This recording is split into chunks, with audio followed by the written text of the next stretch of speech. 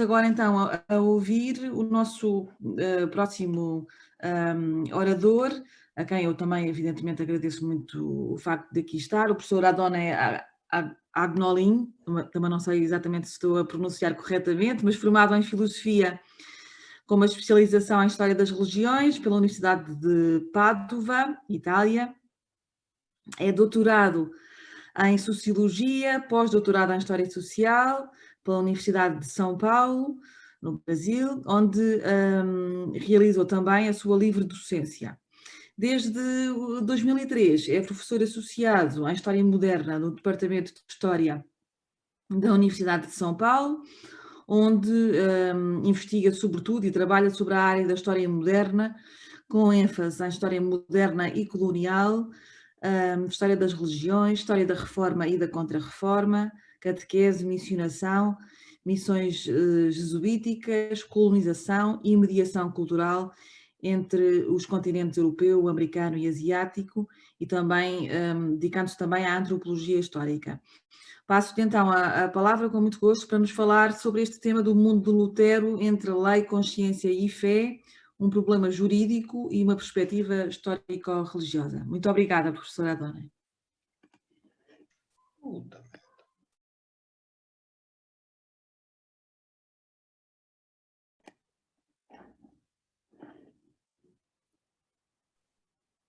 Pronto, estão me ouvindo?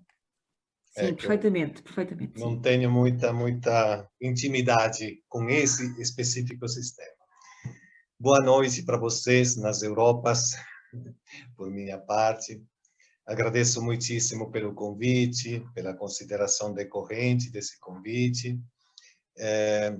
Foi até interessante a antecipação da comunicação do colega Thomas Eric, porque, de fato, me permite fazer uma ponte que eu pensava fazer com relação a outro trabalho. Mas vamos lá.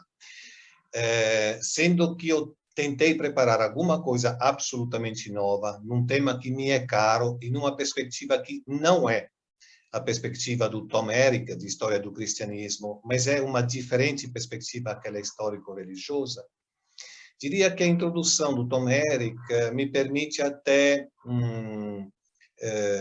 colocar no pano de fundo aquela discussão que eu propus em um trabalho anterior, que acho foi o motivo pelo qual vocês me convidaram, e eu gostaria que fosse repassado o slide 2, que é o trabalho do Evangelho segundo Lutero. Os slides vão me servir para sintetizar essa exposição, que de outra forma seria demasiadamente longa e quero me conter no tempo concedido. Naquele trabalho, enfim, havíamos levado em consideração algumas problemáticas da reforma luterana, partindo do problema central, daquilo que lá eu defini de paradoxo, relativo à modernidade, e logo ao complexo contexto que diz respeito a uma parte importante aos temas próprios da historiografia moderna.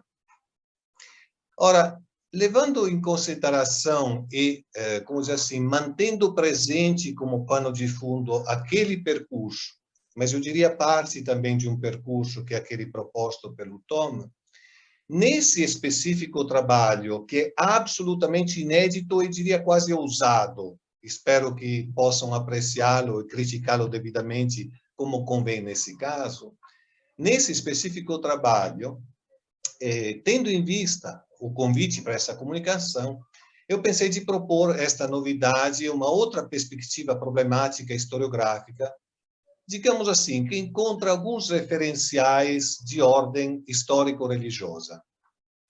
Trata-se, de fato, de um tema que, por um lado, vai ao encontro da comemoração, crítica ou comemorativa que seja nesse ano, do evento que viu a convocação e o comparecimento de Lutero perante a Assembleia da Dieta de Worms, presidida pelo imperador Carlos V, mas trata-se também de um tema que me é particularmente caro, tendo em vista a problemática e peculiar perspectiva que emerge daquilo que eu defino determinados e determinantes momentos da história, que sempre me chamam a atenção. Nesse caso, a relação entre lei e consciência, que dá o título, digamos, a esta minha conferência.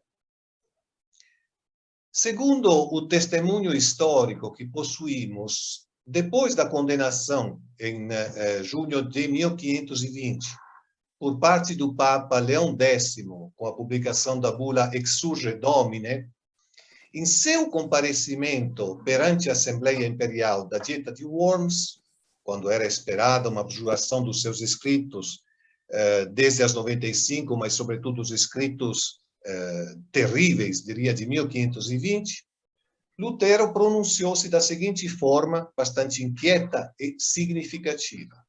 Me remeto aos termos do Lutero. A não ser que eu esteja convencido pelo testemunho das Escrituras ou pela razão clara, pois não confio nem no Papa ou em concílios por si só, pois é bem sabido que eles frequentemente erraram e se contradisseram, sou obrigado pelas Escrituras que citei, e minha consciência é prisioneira, olha a expressão, prisioneira da palavra de Deus. Não posso e não irei renegar nada, pois não é nem seguro e nem correto agir contra a consciência. Que Deus me ajude. Amém. Sobre o amém freudiano, fechamos outro viés. O que me interessa a partir desta consideração, diria que com esta declaração, Lutero aponta emblematicamente, enfim, para o tema sugerido, que é o tema da relação entre lei e consciência. Esse tema fez emergir uma problemática importante e uma perspectiva peculiar, diria sempre em aberto e nunca conclusivas, mesmo no coração das mais sólidas, como costumamos geralmente defini-las, sociedades democráticas do direito. Portanto, é um tema vivo e presente até os nossos dias. Num contexto luterano, não se tratava, evidentemente, de sociedades democráticas, como vimos, por exemplo, com relação ao nosso artigo, em relação ao escrito de 1520, A Nobreza Cristã de Nação Alemã, um escrito este que se constitui como um apelo e que revela, junto aos destinatários, a emergência de um fato novo e significativo.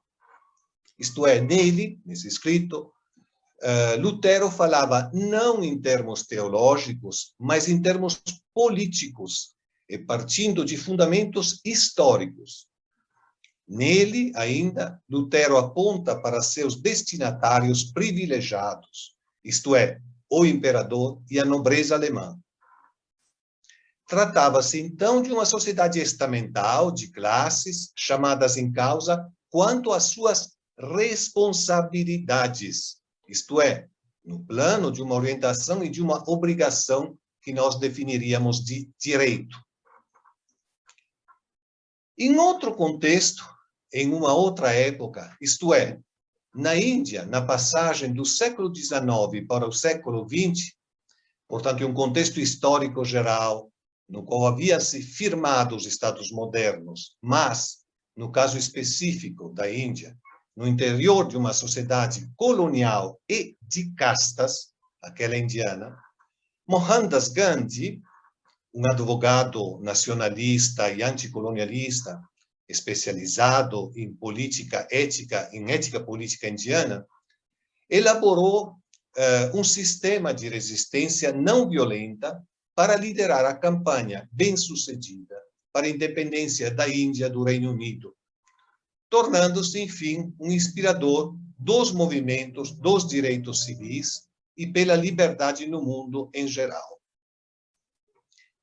Nascido e criado em uma família hindu, no litoral do Gujarat, oeste da Índia, e formado em direito no Inner Temple, em Londres, Gandhi empregou pela primeira vez a desobediência civil não violenta como advogado expatriado na África do Sul, na luta da comunidade indígena pelos direitos civis. Após seu retorno à Índia, em 1915, ele começou a organizar camponeses, agricultores e trabalhadores urbanos para protestar contra o imposto sobre a terra e a discriminação excessiva. Assumindo a liderança do Congresso Nacional Indiano em 1921, Gandhi liderou campanhas nacionais para várias causas sociais e para alcançar o autogoverno. Deixando de lado aqui e a respeito outros importantes aspectos, levamos em consideração que a partir desses ideais, e mesmo condicionado por uma importante e consistente formação jurídica, a uma certa altura, o Mahatma declarou que, e chamo atenção para a declaração do Gandhi, existe um tribunal mais alto daquele das leis, e é aquele da consciência, o primeiro entre todos os tribunais. Logo, em um contexto, em uma época histórica bem diferente daquele do Lutero, a declaração de Gandhi faz eco, curiosamente, ao pronunciamento de Lutero perante a Dieta de Worms. E a inquietação que emerge, colocando lado a lado as declarações, poderia ainda ser confrontada com, diria, e confrontar o problema geral, posto pela última obra de releitura do Lutero por parte do querido amigo e colega Adriano Prosperi, no livro Lutero, Gli anni della fede e della libertà, di 2017. Nele, segundo o historiador italiano, mi rimetto aos termos dele, l'esperienza religiosa determinante per Lutero fu per sua stessa ammissione quella da lui definita come la scoperta del Vangelo e della buona novella, della giustificazione per fede. Avvenne attraverso lo studio e la riflessione intorno al testo della lettera di San Paolo ai Romani. Altri scoprivano mondi e mari ignoti, lui scoprì un mondo religioso fino allora sconosciuto. Para Prosperi, então, esse novo mundo religioso de Lutero era justamente o mundo novo da consciência. A esse respeito, todavia, observamos como este mundo da consciência não era, de fato, totalmente novo, sobretudo no âmbito da específica autonomia do religioso, que veio se constituindo em seus primórdios no e com o cristianismo. Isto é, no específico contexto monoteísta, no interior do qual, perante os politeísmos do mundo antigo, se desenvolveu a especificidade da consciência do primeiro cristianismo, e isto até os profundos ecos da questão luterana. Levando em consideração o problema indicado inicialmente e o contexto germânico e de Lutero nos escritos de 1520, verificamos como, com o escrito da Liberdade do Cristão, já emerge uma específica versão da concepção e da origem do poder político, em relação ao qual Lutero quer confrontar e medir aquela que ele chama da liberdade do cristão. E esta emerge nos próprios textos do Novo Testamento. Quanto menos, diria, a partir de São Paulo. Convido a passar para os slides 3, por gentileza. E diga-se de passagem, esta versão parece querer se contrapor à versão judaica, mas também judaica cristã, com o Império Romano. Os textos que eu selecionei aqui, de São Paulo e de São Pedro, fiquem referencialmente, não vou lê-los, mas eu vou deduzir algumas questões, por agilidade da apresentação, repito. Passos importantes, esses de São Paulo e de São Pedro, e que serão retomados e comentados a partir do segundo século, tornaram-se clássicos.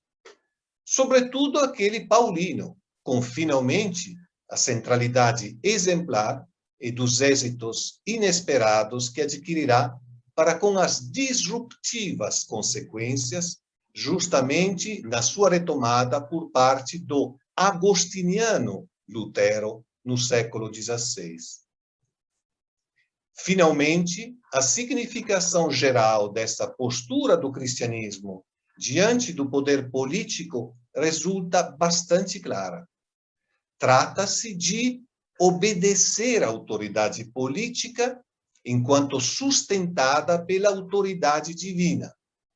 O Tom Érica já apontou claramente, em alguns momentos, esses aspectos centrais. Portanto, obedecer à autoridade política submetida àquela divina, porque ela existe para defender a justiça e o fim justo do Estado civil, que lhe dá um caráter sacro. E eu chamaria, em relação a esta questão do caráter sacro do Estado civil, justamente os valores, os trabalhos referenciais do Paulo Prodi entre uma história da justiça e il sacramento del potere, entre tantos outros em que o autor se detém. Com vista a tudo isto, portanto, no primeiro cristianismo que emergia por dentro do poder político do Império Romano, e que no interior dele precisava encontrar seu espaço de germinação e afirmação, o cristianismo dos primeiríssimos séculos, notamos uma atitude, se não propriamente positiva, pelo menos neutral, com relação à autoridade e aos direitos exercidos por ela sobre quem estava submetido a eles. Isto é, encontramos uma atitude que tendia a distinguir o político do religioso. Tudo isto, diferentemente daquela do mundo clássico pagão, que sobre a estreita e inscindível relação entre as duas dimensões fundamentava a construção de sua civilitas. Uma distinção, aquela cristã, que mesmo assim não entrevia nenhum contraste ou nenhuma incompatibilidade entre um e outro. Finalmente, desta nova perspectiva cristã, decorre aquilo que podemos considerar como uma concepção original do poder imperial, considerado legítimo na sua ordem, mas privo de valor propriamente religioso. Concepção que se diferencia não só do caráter sacro da cidade antiga, mas também do ideal teocrático daqueles judeus que identificavam o reino messiânico com sistemas políticos terrenos considerados em condição de libertar Israel. Deste modo, portanto, a mensagem do Novo Testamento, interpretada e vivida pelas gerações do segundo e terceiro século, coloca assim em discussão os dois modelos políticos que a antiguidade conhecia. E fazia isto desacralizando o poder e despolitizando a ideia da realeza de Deus. Já vamos falar desses dois aspectos. É dessa forma que, subtraindo à res pública prerrogativas julgadas indevidas e reservando à fé a liberdade, justamente a liberdade do cristão de que fala Lutero ainda no século XVI, o poder de encontrar indicações e estímulos sobre o sentido da realidade e do homem, nesse âmbito e partindo desses pressupostos, abre-se a perspectiva e brotam os germes da noção de laicidade. Evidentemente, sabemos esses pressupostos sobre os quais devia germinar e germinará tardiamente de fato esta noção, encontrarão uma importante complicação com o comparecimento de heresias e cismas internos ao mundo cristão e com a consequente necessidade de salvaguardar a unidade da Igreja e, com esta, o universalismo do cristianismo em sua base supranacional, estreitamente ligado ao problema do monoteísmo trinitário. A intolerância para com as forças centrífugas que ameaçavam esta unidade se realizará a partir da virada constantiniana de Constantino, endereçando-se contra os heréticos, os pagãos e os hebreus, procrastinando os frutos desses germes que, não por acaso, irão amadurecendo justamente após a última dramática guerra de religião em época moderna, isto é, a Guerra dos 30 Anos. Proponha-se o slide 4, por gentileza. Tem mais coisa no slide daquilo que eu vou dizer, mas eu vou sintetizar alguns pontos na economia da minha exposição. Despolitizar a ideia da realeza de Deus, como fez de forma inédita, repito, em relação ao mundo antigo, o cristianismo, significou, enfim e a priori, dentre outras coisas, que a Igreja não pretendia colocar em questão a ordem social existente. Vejam aí depois essas citações que eu escolhi para clarear esses pontos. Mas também significou que os cristãos apareciam como estranhos ao mundo antigo. Vejam, por exemplo, no Coltrane-Celso, em Origine, encontramos justamente essa estranhidade do mundo destacada. Por seu lado, e a respeito das raízes romanas e imperial da civilização cristã, passe-se ao slide 5, por gentileza, digamos que a partir da época de Teodósio, portanto, no final do século, verifica-se o reconhecimento, por parte da suprema autoridade, da função social da nova religião. Logo, o império reserva para si o direito de usar os próprios meios para a difusão da fé, mas também é chamado a realizar esta missão. Óbvio, todavia, que para tanto, o legislador não visa realizar uma conversão interior das consciências, não cabe ao legislador essa função. Não é esta a função política do império, dito de outro modo. Mas cabe a ele, sim, a realização de uma adesão formal dos indivíduos, que, deste modo, tem que demonstrar sua submissão à lei. É, então, e nesta direção, que o direito e a doutrina juntos se impõem rapidamente num confronto com o mundo e a cultura tardo-antiga, no seu interior, assim como vão fazer sentir seu peso e sua influência sobre os mitos dos povos bárbaros no exterior. A novidade e o ineditismo da história de Cristo começa, portanto, a penetrar a consciência dos povos, transformando as concepções sobre o destino e a história do homem. Passemos ao slide 6.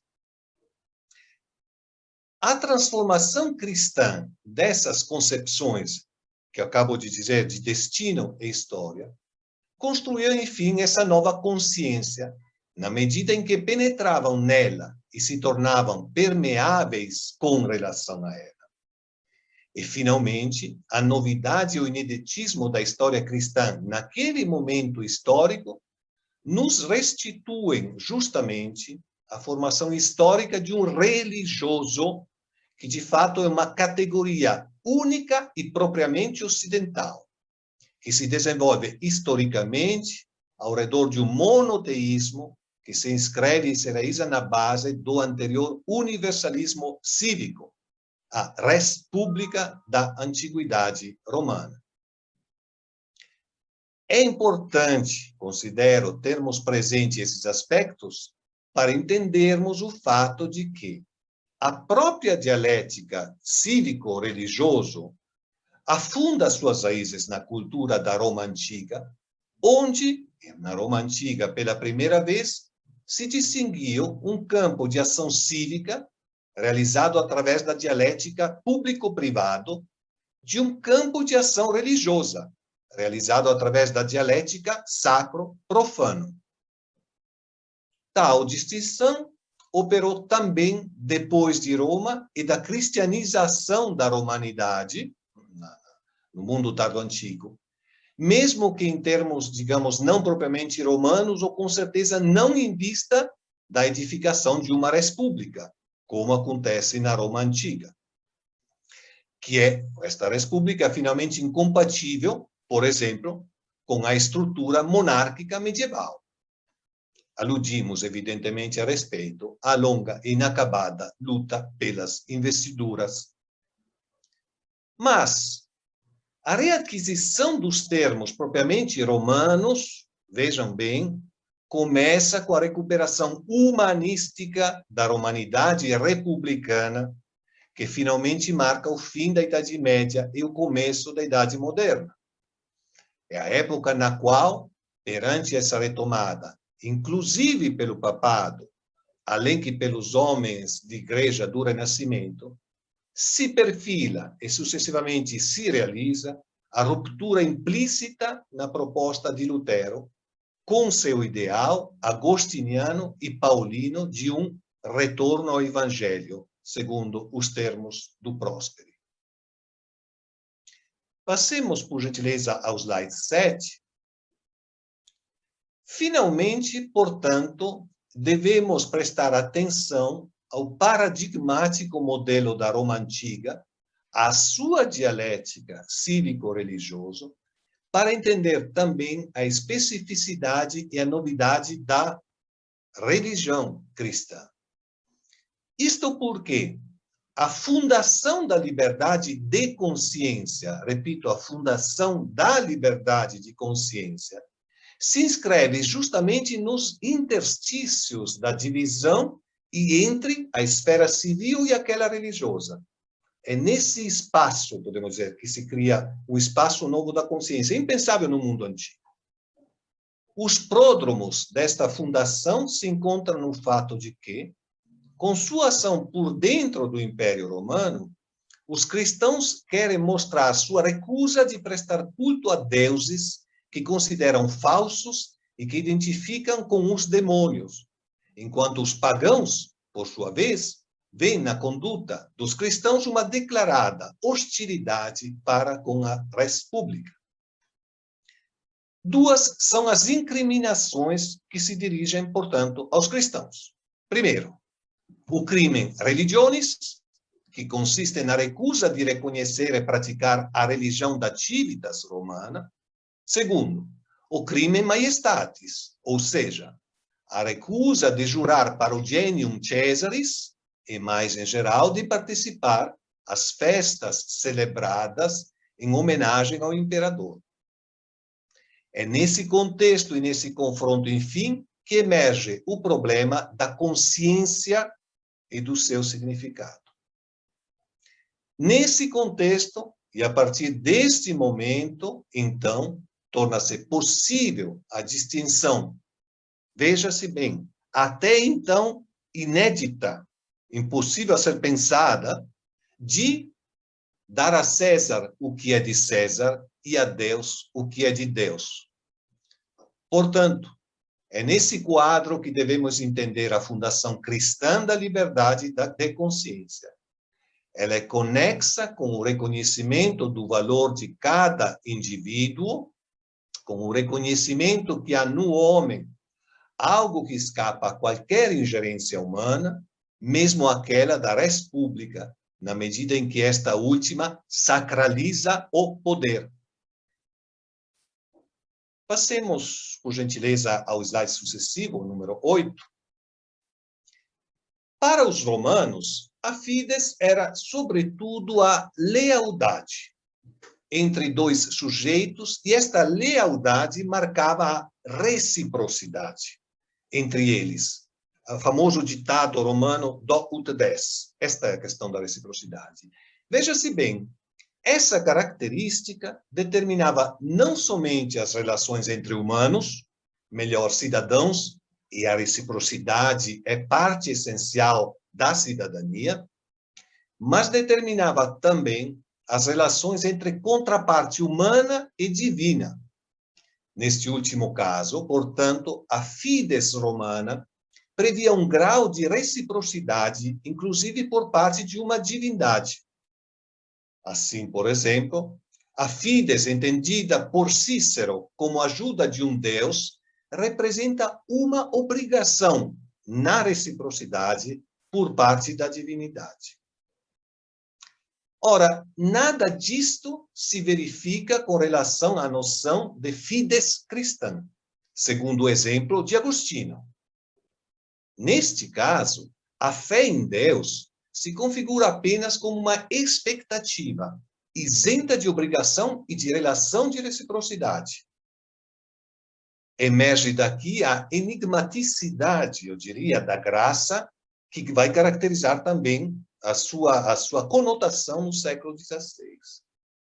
E isto tanto no âmbito luterano, quanto, diga-se de passagem, naquele tridentino que suspenderá a respeito os seus pronunciamentos, em vista da ambiguidade da questão naquele contexto do debate tridentino.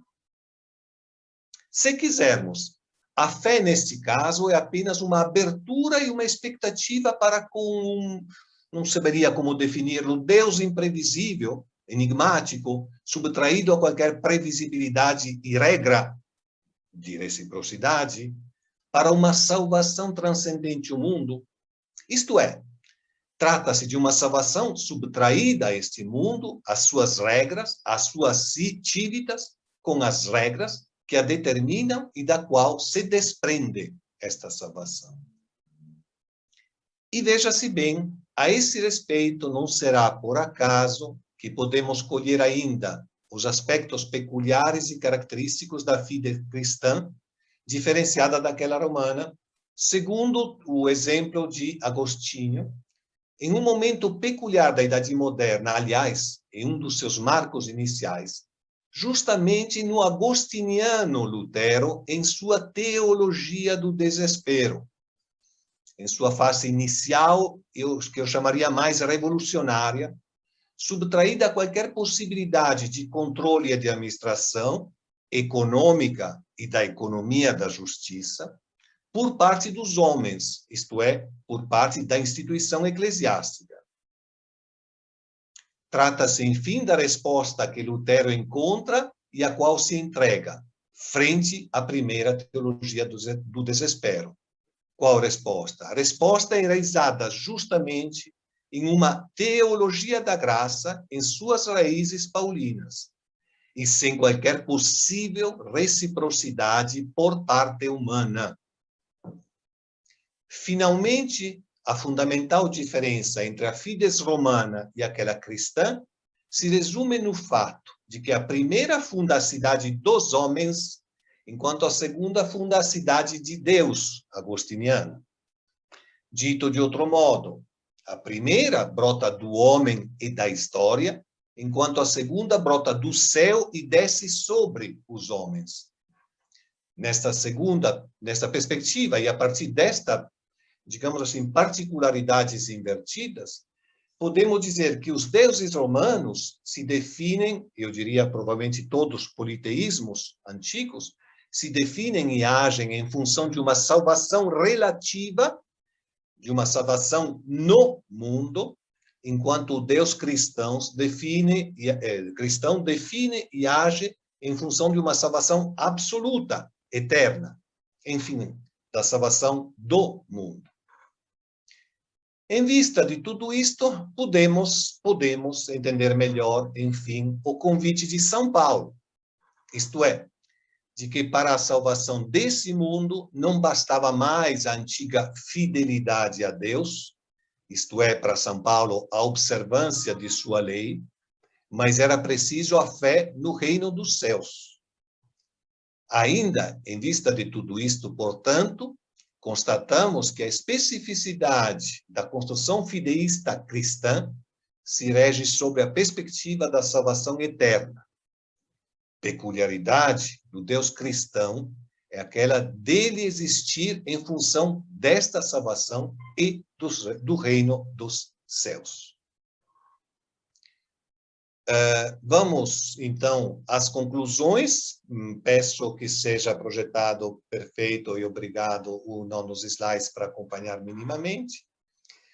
Com vista à caracterização histórica do surgimento das categorias contrapostas de religioso e cívico e da especificidade de uma consciência cristã fundamentada na peculiaridade, evidentemente perante os politeísmos antigos, a peculiaridade de sua fé e a consequente problematização do conceito de liberdade, tentamos então nos defrontarmos novamente, depois da nossa análise, com os termos proferidos por Lutero quando de seu comparecimento perante a Assembleia Imperial da Dieta de Worms, Repetindo, a não ser que eu esteja convencido pelo testemunho das Escrituras ou pela razão clara, não confiando, etc., no imperador e no Papa, sou obrigado pelas Escrituras que citei, e minha consciência é prisioneira da palavra de Deus. Não posso e não irei renegar nada, pois não é nem seguro e nem correto agir contra a consciência. Que Deus me ajude. Amém. No caso de Lutero, sua consciência, baseada em e obrigada por uma fides estreitamente ligadas às Escrituras, torna-se não livre, mas prisioneira da palavra de Deus.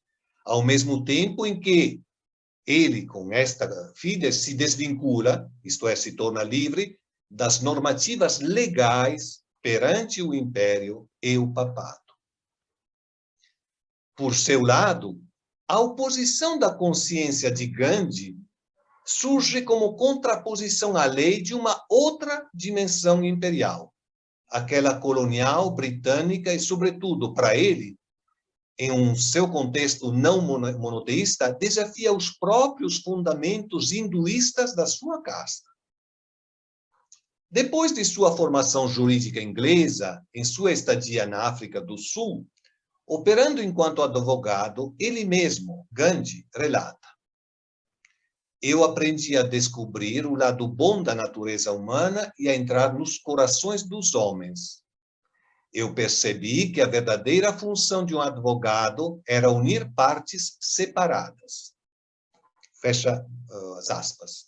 Logo, Gandhi acreditava que o dever de um advogado era ajudar um tribunal a descobrir a verdade, não tentar incriminar um inocente.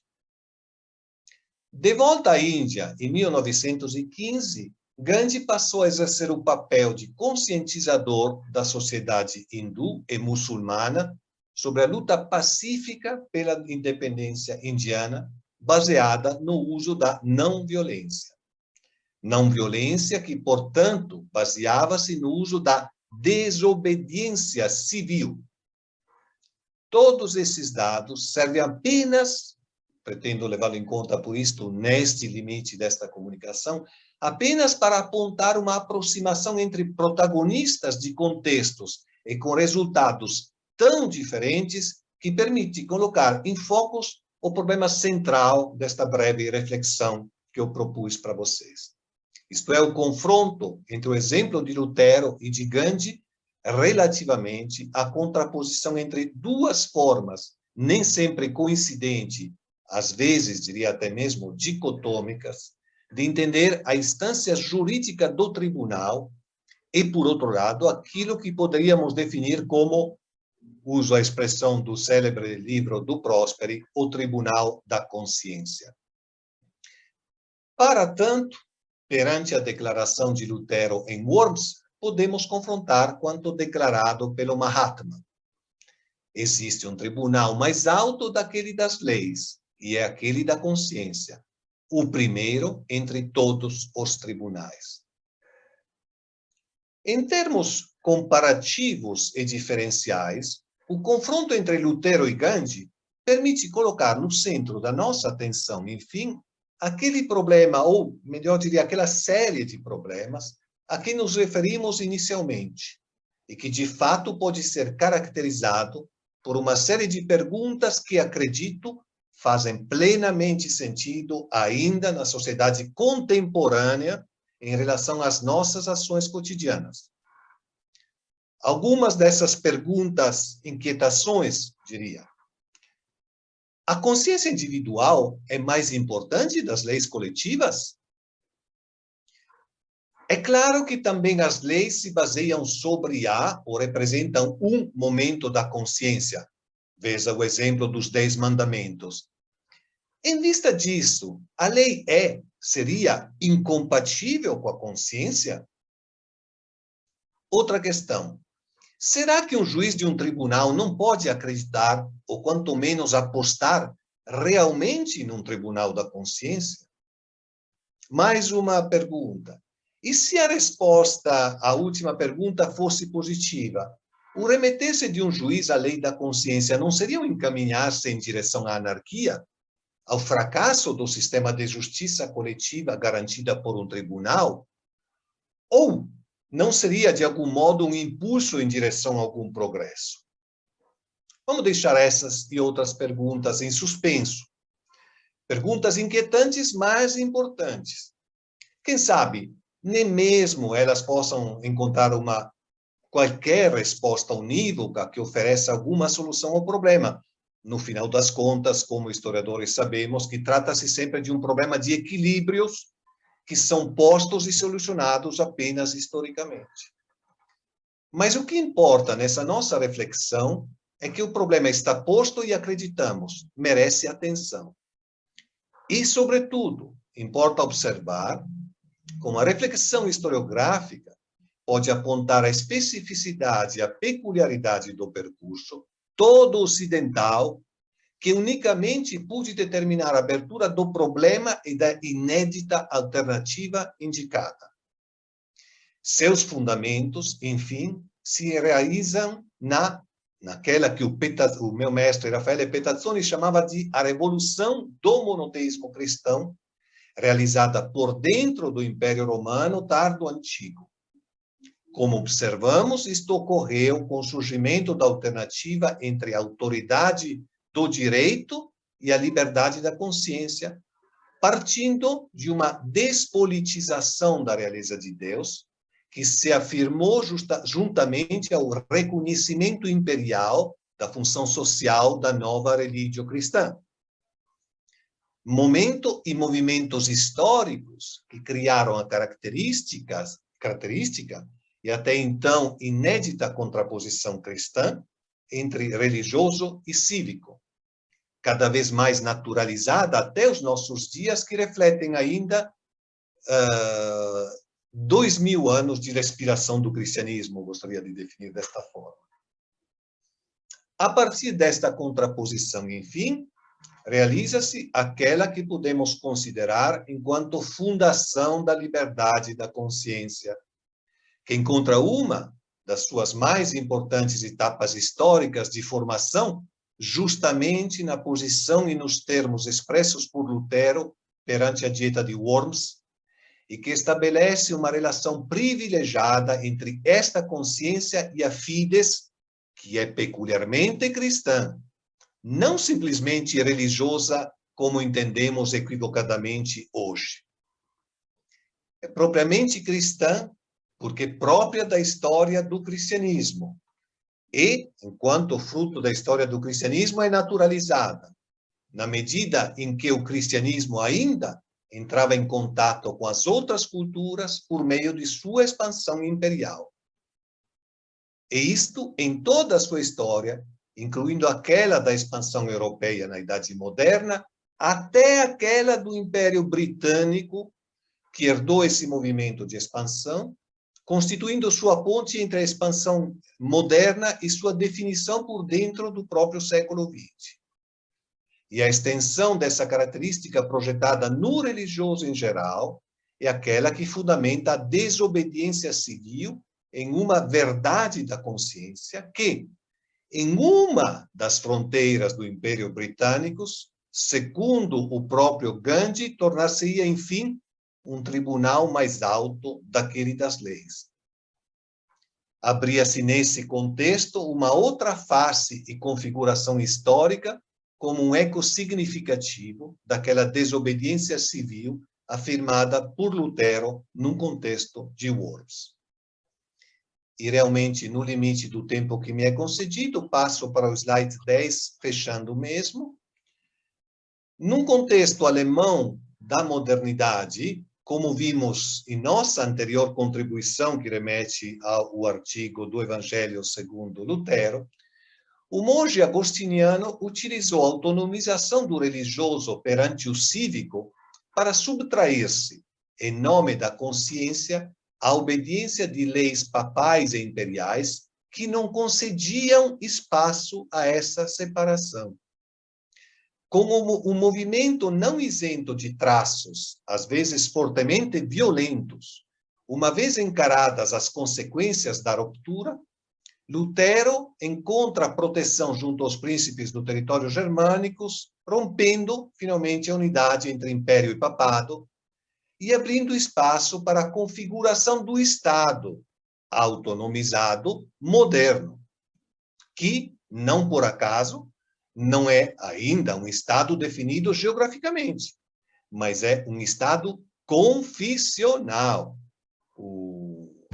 A intervenção do Thomas sobre esse respeito é bastante clara.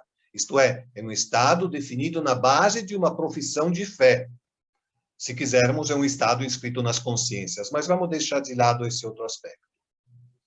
Contrapondo-se a outra dimensão imperial, aquela inglesa, veja-se bem, todavia, que lhe havia oferecido sua formação cultural e jurídica, decorrente de um contexto que também era cristão e monoteísta, que inclusive permitiu-lhe desafiar os próprios fundamentos das castas de sua cultura hinduísta.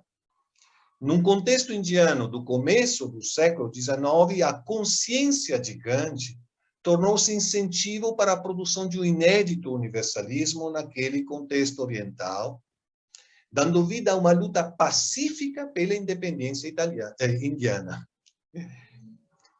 Contrariamente a Lutero, a contraposição da consciência à lei alimentava uma desobediência civil que, para Gandhi, permanece fundamentalmente não violenta. Conforme dissemos, tratou-se de duas formas diferenciadas, às vezes dicotômicas, de entender a relação entre a instância jurídica do tribunal e a consciência, um interior tribunal da consciência, que, se produziram peculiares e distintos resultados históricos, manifestaram, sobretudo, os desenvolvimentos de uma potencialidade histórica da Revolução Cristã, que se desprende do mundo tardo-antigo.